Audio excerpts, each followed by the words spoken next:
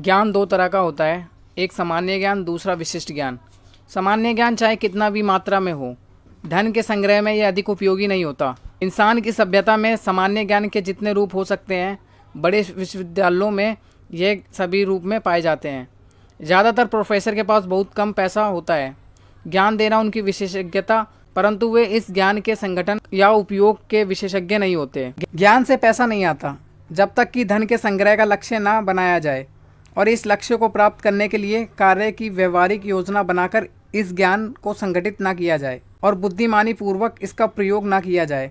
इस तथ्य की समझ का अभाव ही वह सबसे बड़ा कारण है जिसकी वजह से लाखों करोड़ों लोग इस गलत धारणा में विश्वास रखते हैं कि ज्ञान ही शक्ति है। ऐसी कोई बात नहीं है। ज्ञान केवल संभावित शक्ति है। शक्ति तभी बनता है जबकि इसे कार्य की निश्चित योजनाओं में संगठित किया जाए और किसी निश्चित लक्ष्य की प्राप्ति के लिए इसका उपयोग किया जाए। शिक्षा के सभी तंत्रों में मिसिंग लिंक या छूटी हुई कड़ी यही है कि शैक्षिक संस्थाएं अपने विद्यार्थियों को यह सिखाने में असफल रहती हैं कि ज्ञान के हासिल हो जाने के बाद अपने ज्ञान को संगठित कैसे करें, उसका उपयोग किस तरह करें। लोग यह मानने की गलती करते हैं कि चूंकि हेनरी फोर्ड बहुत कम समय के लिए स्कूल गए थे इसलिए उनके पास शिक्षा की कमी थी।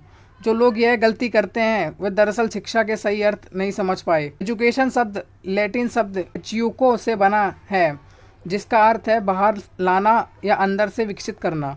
यह जरूरी नहीं है कि वह व्यक्ति शिक्षित हो जिसके पास सामान्य या विशिष्ट ज्ञान की प्रचुरता हो। शिक्षित आदमी वह होता है जिसने अपने मस्तिष्क को इस तरह से विकसित कर लिया है कि वह जो चाहता है वो हासिल कर सकता है। इस प्रक्रिया में वो दूसरों के अधिकारों का हनन नहीं करता। प्रथम विश्व युद्ध के दौरान शिकागो के एक अखबार ने कुछ संपादकीय पे जिसमें अन्य बातों के अलावा इस बात का जिक्र भी था कि हेनरी फोर्ड एक अज्ञानी शांतवादी है। फोर्ड ने इस पर आपत्ति की और इस अखबार के खिलाफ मुकदमा दायर कर दिया। जब मुकदमा कोर्ट में चला तो अखबार के वकीलों ने अपनी बात को सही साबित करने के लिए फोर्ड को गवाही के लिए बुलाया ताकि जूरी के सामने यह साबित किया जा सके कि फोर्ड अज्ञानी थे। वकीलों ने फोर्ड से बहुत से सवाल किए जिसमें यह साबित हो सके कि हालांकि उनके पास कार बनाने का विशिष्ट ज्ञान था परंतु बाकी सभी मामलों में वो निपिट अज्ञानी थे। फोर्ड से इस तरह के सवाल पूछे गए, बेनेडिक्ट आर्नोल्ड कौन थे और 1776 के विद्रोह में निपटने के लिए ब्रिटेन ने कितने सैनिकों को अमेरिका भेजा।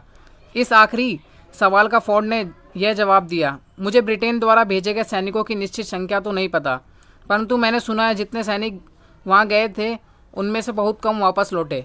आखिरकार फोर्ड इस तरह के सवालों का जवाब देते देते थक गए और उन्होंने एक अजीब से सवाल के जवाब में कटघरे में आगे की तरफ झुकते हुए विरोधी वकील की तरफ उंगली दिखाते हुए कहा, आपके द्वारा पूछे गए इस मूर्खतापूर्ण सवाल का या आपने अब तक मुझसे जितने भी सवाल पूछे हैं, अगर मैं उन सवालों के जवाब सचमुच चाहूँ तो मेरी टेबल पर कई बटन लगे हुए हैं और सही बटन दबाकर अपनी सहायता के लिए ऐसे आदमियों को बुला सकता हूँ जो सही जवाब दे सकते हैं। मेरे पास ऐसे विशेषज्ञ मौजूद हैं जिनसे मैं जितने भी सवाल पूछूंगा उन्हें उन सब के जवाब मालूम हैं।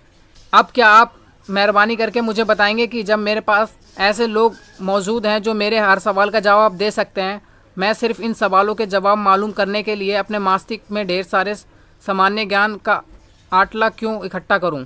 इस जवाब से निश्चित रूप में दम था। इस जवाब से वकील की हवा निकल गई। अदालत में बैठे हर आदमी को यह एहसास हुआ कि जवाब किसी अज्ञानी आदमी का जवाब नहीं था बल्कि एक शिक्षित आदमी का जवाब था। हर वह आदमी शिक्षित है जो जानता है कि ज़रूरत पड़ने पर उसे ज्ञान कहाँ से मिलेगा और फिर वह उस ज्ञान को निश्चित कार्य योजनाओं में व्यवस्थित कैसे करेगा। अपने मास्टरमाइंड समूह के सहयोग से हेनरी फोर्ड के पास वह सारा विशिष्ट ज्ञान था जिसकी उन्हें अमेरिका के सबसे अमीर आदमियों में एक बनने के लिए ज़रूरत थी। अनिवार्य नहीं था कि यह सारा का सारा ज्ञान उनके अपने दिमाग में ही हो। तो आपको समझ में आ गया होगा, ज्ञान शक्ति नहीं है। ज्ञान शक्ति जब बनता है जब उसका सही प्रयोग किया जाता है, जैसा कि हेनरी फोर्ड के साथ था। उनके पास ज़्यादा ज्ञान ना होते हुए भी वो अमेरिका के इतने अमीर आदमी बने। आज के बदलती दुनिया में कोई भी व्यक्ति वो धन को पा सकता है जो हेनरी फोर्ड ने हासिल किया है। बस आपको यह सीखना है धन कैसे और कौन से काम से आता है।